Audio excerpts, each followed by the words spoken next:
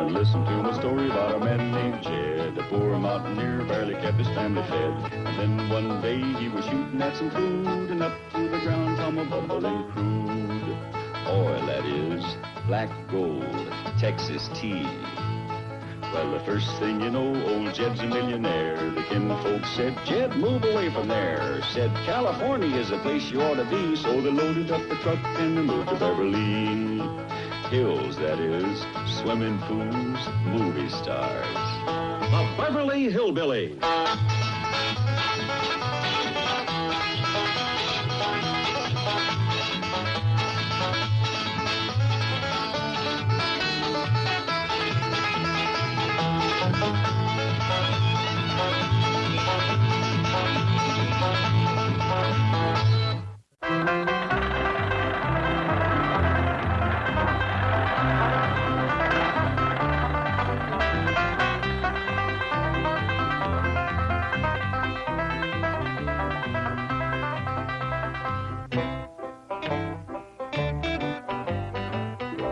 Well, Granny, Shorty and Alverna on the way to Las Vegas.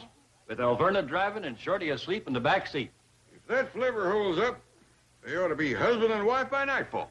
As a general rule, men is terrible matchmakers. But it looks like you two has done it. How about us having a glass of your cider to toast a happy couple? Good idea.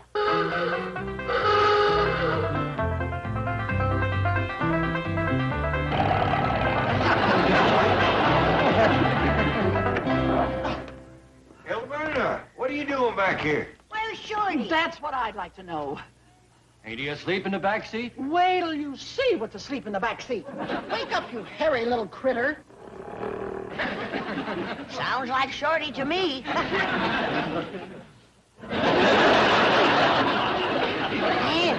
sakes. I've heard of a frog being turned into a prince, but somebody's turned Shorty into a ape. Did you kiss him, Alverna? Of course not. When I got to the gate, I looked in the back seat, and there he was. Has anybody seen Cousin Bessie?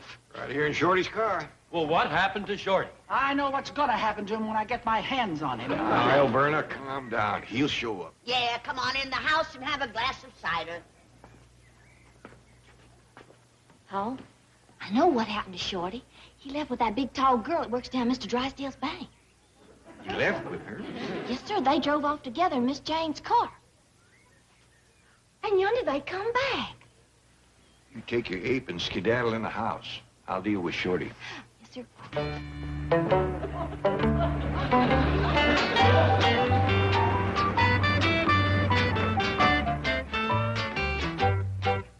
Thanks for the buggy ride, baby.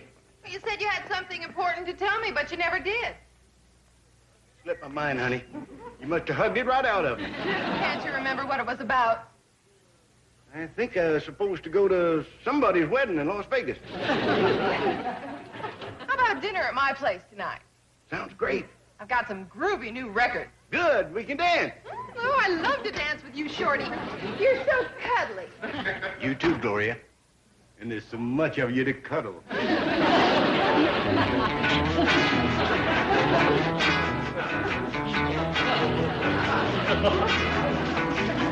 Oh, I'd better be getting back to the bank. Mr. Drysdale will have my neck.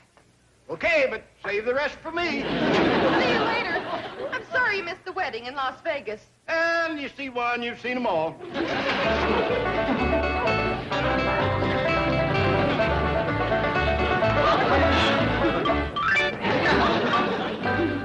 Who was that, Shorty? Who's what, Jed? That girl. Oh, that was my sister. Shorty, I know your family, and you ain't got no sister. Do you know my cousins? Not all of them. That's one of the ones you don't know. What about Alverna Bradshaw? Who?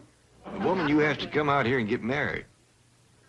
That must be the wedding I missed. You ain't missed it yet. She's in there waiting for you. She's got plenty of witnesses that heard you say the two of you ought to get married. Still say we ought to get married, but maybe not to one another. Shorty Kellums, where did you come from? Alverna, If you don't know that, you ain't ready to get married. You know what I mean. What happened to you? Well, something big come along, Elbert. Yeah, and I had to grab it. An opportunity? You could say that. Does it look promising? Yeah. No. Well, what we mean is, yeah, it looks promising, and no, it ain't going to work out. It ain't yet? Not a chance. Now, there ain't nothing standing in the way of you and Elverna driving to Las Vegas and getting married. Oh, wonderful. A lot of happiness to you both, and call us after the honeymoon.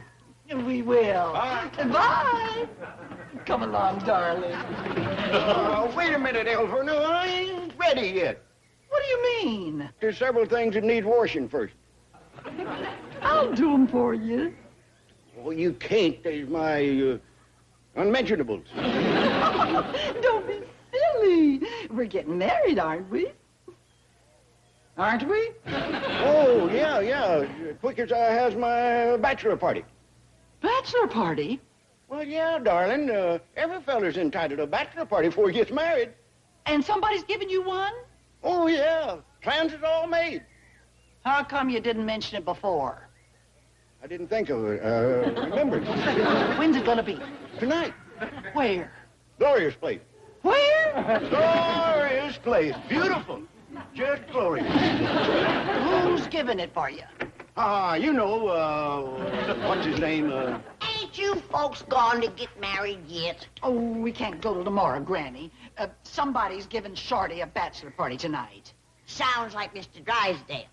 That's who it is. He's always throwing parties for Shorty. He's at it again, Granny. Having a big one tonight. I'm duty bound to go, him being such a good friend of Jed. See you later. I don't know if I like the idea of him going to a bachelor party tonight.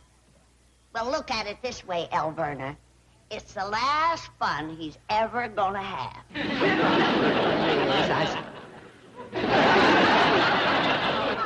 Excuse me, Chief. Mr. Clampet's on the telephone. Oh.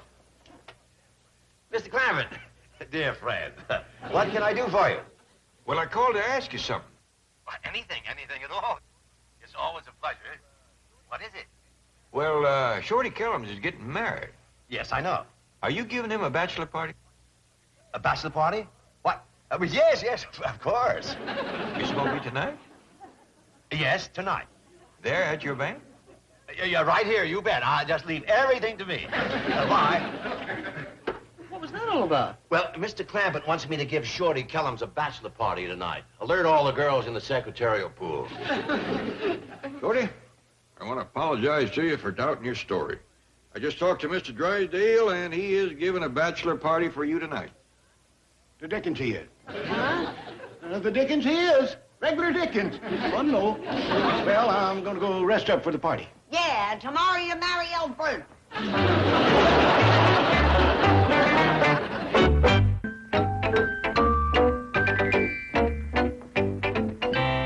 Well, here they are, Chief. Cream in the secretarial pool. Oh, yes. Fine. Now, girls, tonight I'm giving a bachelor party for a friend of a very important depositor. So I expect each of you to participate. Oh, you're new. Yes, sir. This is my first date. What is your name? Jean Bell. Welcome aboard, Miss Bell. Thank you. Now, girls, as I was saying, tonight is the party. So all plan on working late. Do we get paid extra? Oh, you are new. Now, I don't want just another bachelor party. That's why I'm offering a bonus to any employee who comes up with a novel idea, something with a flair, something fresh and provocative. We don't get paid for working tonight? Of course not. You work as I order you to. Right, girls? Oh, right. I thought slavery had been abolished. Oh, that is very funny.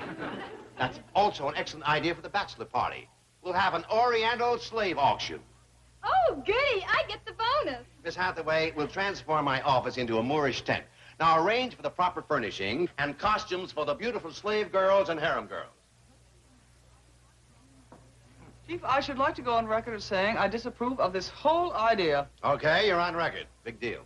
However, I do approve of the bonus for a needy employee. How much are you going to pay? Well, let's make it $100. Oh, that's very generous. Well, I think it's a great idea for a bachelor party. Oh, Shorty will have a ball buying all those beautiful slave girls. I'll go and tell Miss Bell about the bonus. Now, wait a minute. What business is it of hers if I get a bonus? You're taking it yourself? Well, naturally. But it was her idea. I say it was my idea, and I'm the boss. If taking $100 for that idea is absolutely unfair. You're right. I'll take 200. What are you doing, Sharon? Oh, hi there, fella. How are you? Oh, here you are, Fairchild. Don't be scared, Miss Heller. He's just looking for his lunch. Tell him I ain't it. Come on, boy. Granny, would you? Oh, howdy, Miss Bradshaw. Hello, Jethro. Granny, Miss Drysdale sent these costumes over for Ellie Mae. What for? In case she wants to be a slave girl or harem girl at Shorty's bachelor party. Hold it, Jethro. You mean there's going to be harem girls and slave girls? Prettiest you ever seen. A whole flock of them. Shorty's gonna be a sheik. Land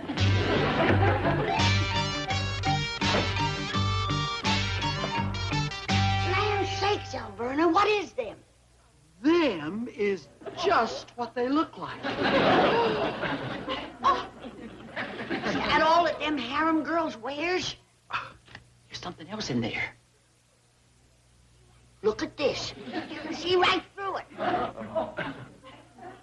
So can Shorty. What'd you say I was supposed to be, Jethro? A sheik. I don't want to be a sheik. What does a sheik have to do? He just lounges around on a bunch of pillows with a whole flock of pretty girls. I'm a sheik. Oh, yeah, Shorty, you're gonna be king of the desert. Boy, you're gonna have fun tonight. I better get me some more rest. What time's the party supposed to commence? 8 o'clock. Miss Drysdale said it might last all night. Doggone, I wish this is the North Pole. Up there, the nights are 3 months long.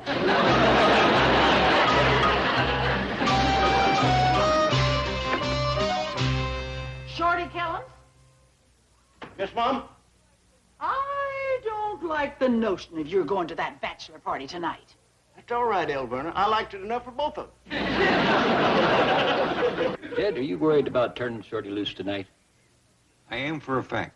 I get the feeling if he goes to that bachelor party, he might just stay a bachelor. Alverna's got herself a wiggler on the line. He pert near split the hook this morning. I think maybe we just better show up at that party. I think maybe you're right. After all, it was us that talked Shorty into proposing to Alverna. It's us that's got to see it through. Besides that, we might just have some fun. Let's put these on and go to that party, Alverna. Do you think we can get away with it? Sure. We've seen enough of them pictures where Theta Barra vamp fellas like Elmo Lincoln. Who do I look like, Alverna? Ooh, Theta Barra. And you're a dead ringer for Elmo Lincoln. Come on, let's go.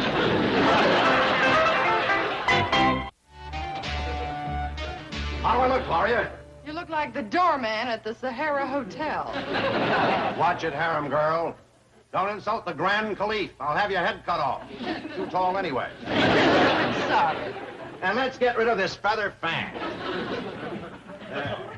Now, I want you to take some pictures tonight, so Shorty will have a record of his bachelor party. Okay. Okay, grand, sublime, majestic one. You don't have to call me that. Just take the pictures. Chief, I just picked up Shorty Kellum. On your knees, dog of a dog. A lowly camel driver does not address the Grand Caliph as an equal. There's nobody here except Gloria. Prostrate yourself, you flea-ridden jackal, or I shall have you flayed alive and your miserable carcass dragged across the burning sand of the desert.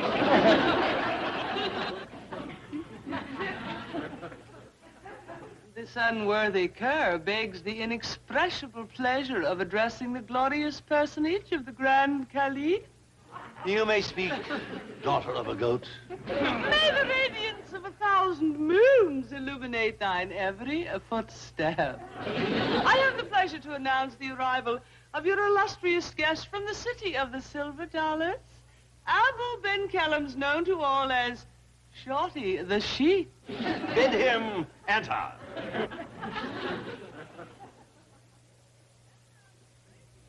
Enter, great sheik.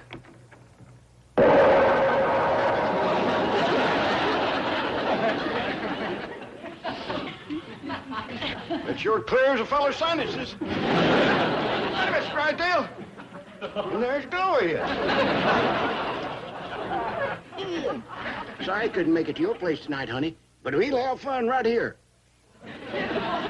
Be seated, mighty sheik. I shall summon for your pleasure the first of a dazzling array of jewels of the Orient to entertain you.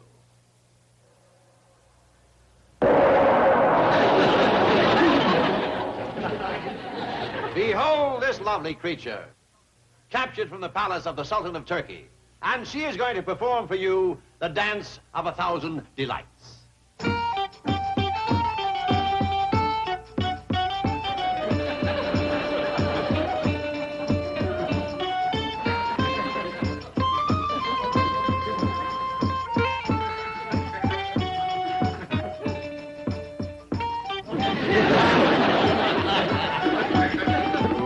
Shake a mean ruby. We can get together later.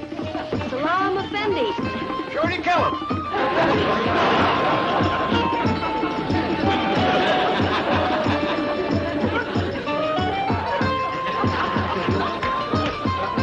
Summon the next desert flower and be quick about it, sister of a lizard.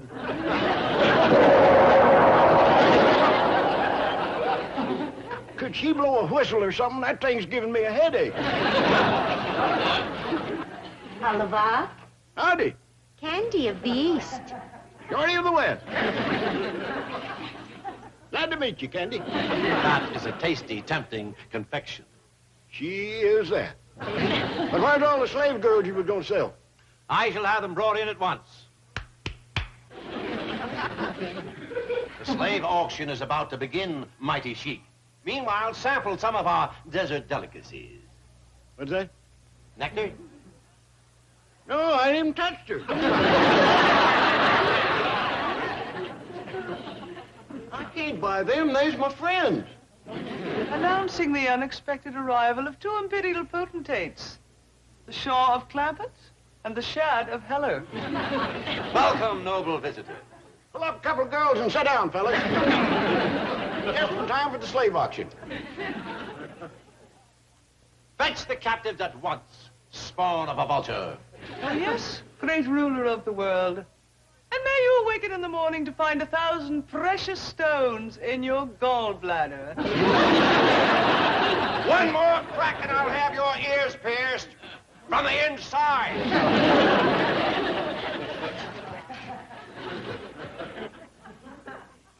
Noble visitors, feast your eyes upon these tantalizing captives.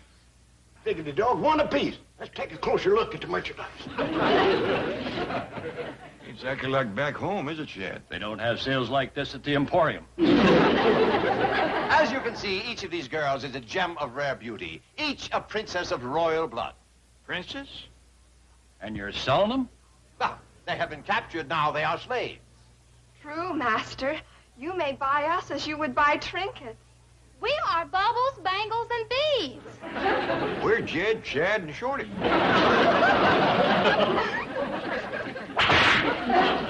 Who will start the bidding? Not me. Me neither. I'll take them all. I don't want to break up set. Patience, great sheik. I have other rare treasures to dazzle the eyes, stun the senses. Bring in the newest prisoner, twin of a toad. At once, light of the world. May thy royal tonsils grow to the size of watermelons. I've got to get a new camel driver. Let the auction begin. Wait a minute. Here come a couple more. To the auction block, slave, and let the bidding commence. I'll bid on you, baby. I like 'em big. Each girl will now identify herself to her future master. I am the daughter of the Sultan. Men call me the Pearl of Persia. I'll take her. Put her in my harem. I am a princess in the court of the Moorish king. My name is Roha Chihar Habib, which means she who gets cheated out of bonus. Never mind the ad-libbing. You are banished to the cage, to the cage, to the cage. I'm the the daughter of the king of the Vikings. I am called Ingrid the Good. Good. Honey, you're great. Put hair in my harem. Yeehaw! Look at all them girls. Jethro, get out of here. Okay, but if I can't buy one, I'm gonna steal one. On with the slave auction. Yeah, come on, Big Mama. Let's get a look at you. Hey, look at this, fellas. She really wants me. Who are you, honey? I am known as Elverna the Angry, and we're leaving right now to get married. Okay, Alverna, but we'll have to take her along on the honeymoon. We're chained together. Oh, boy, did I pick the wrong woman. Oh, I didn't do too good myself, Jethro. Goodbye, Shorty. Goodbye, Gloria. It could have been so beautiful. I know, darling.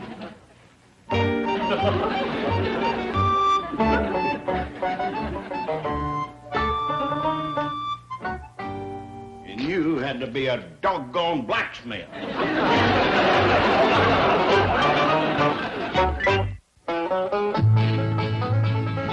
Hallmark Channel original movie.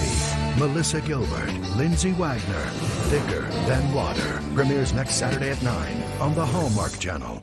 On the next Hallmark Channel mystery movie, one of death in prison and a corpse in the woods uncover organized crime. Leah Thompson is about to become crime's #1 mother. What are you looking at? An all-new Jane Doe, Till Death Do Us Part. Premieres Friday night at 9 on Hallmark Channel. Shoes off.